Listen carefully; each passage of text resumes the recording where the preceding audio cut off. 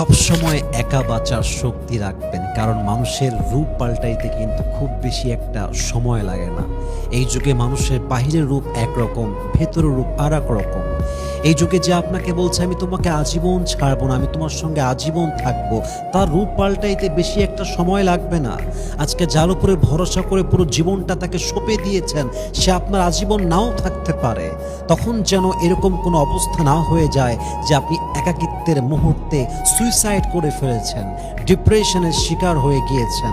অতএব এই যুগে সুন্দর জীবন কাটাতে চাইলে একা বাঁচতে হয় কেমন করে, একা সারভাইভ করতে হয় কেমন করে, একা একা জীবনটাকে লিড করতে হয় কেমন করে, একা একা সুখী থাকা যায় কেমন করে, কারো উপরে ডিপেন্ডেবল না হয়ে নিজের জীবনে নিজেই ভালো থাকা যায় কেমন করে, এটা যে শিখতে পারে এই যুগে, তার মতো সুখী মানুষ সেকেন্ড আর কেউ হতে পারে না। ঠিক কিনা বলেন সবাই আপনারা?